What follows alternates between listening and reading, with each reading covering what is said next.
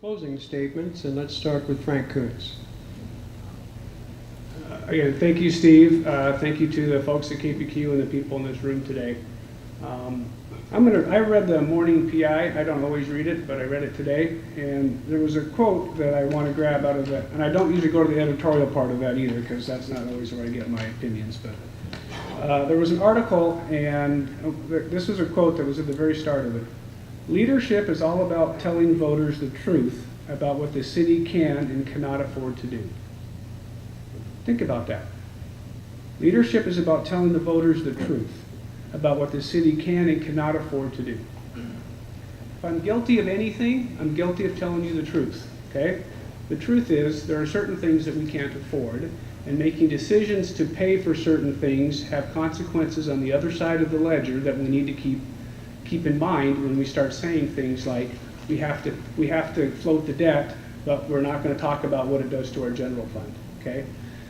The truth of the matter is the answers here are not particularly great. Okay. There's kind of a bad answer and there's kind of a bad answer. Okay. And we all know that, and none of us want the default, and that includes me. At the end of the day, you know, I'm a certified public accountant by trade. I spend all of my working hours dealing with financial and legal issues for my clients. I'm on the board of the Community Foundation of North Central Washington. When I joined that board 8 years ago, we had $10 million that we had, and we invest the income from that in our community in charitable and scholarships, okay? As of today, we have $40 million, okay? And that didn't happen by accident. And that income is being used for charitable purposes and scholarships in our community today. I'm on the board of Central Washington Hospital. For those of you who know, we're talking about an affiliation with Wenatchee Valley Clinic. I have a great love of our medical community. They do a fantastic job, and I'm helping lead that group through this healthcare reform and try to make it so we can have the same kind of healthcare that we've had in this valley for a long time. I want to leave our valley a better place. As a city councilman, I served for 4 years, and I used sound judgment, and I voted no on building this building. It was politically not the right thing to do. Excuse me, it was politically a hard thing to do, but my answer was the right thing to do because I knew we couldn't afford it. I'm not a politician, I'm a problem solver. I get up every day and I solve problems. So, you guys have a ballot in your hands, and you're gonna make a vote here in the next week or so. And I want you to think about where our city is today, what issues we have in front of us, and which one of us has the skill set and experience to deal with those specific problems. And I'd like you to think that when you get to that choice that you would choose me, because I think I have the right skill set to lead our city out of the problems we're in and get us moving forward in the right direction. Thank you. Thank you very much, Frank.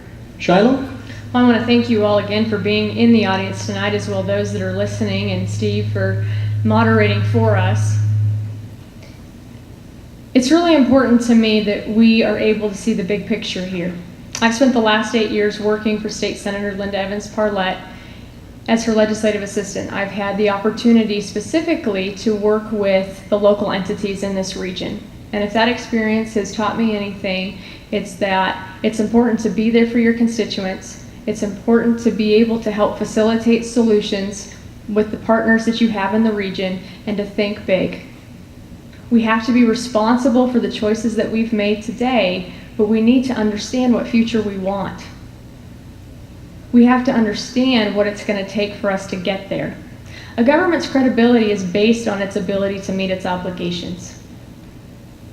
I'm not willing to sell our credibility on a default. It's never been a solution I would propose to you, and I'm not going to propose it to you here tonight.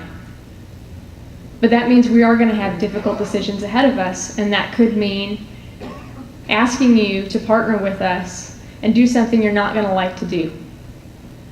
And that's potentially raise a sales tax to pay for this. Or it's potentially going to mean to reduce services. But our credibility is important to me.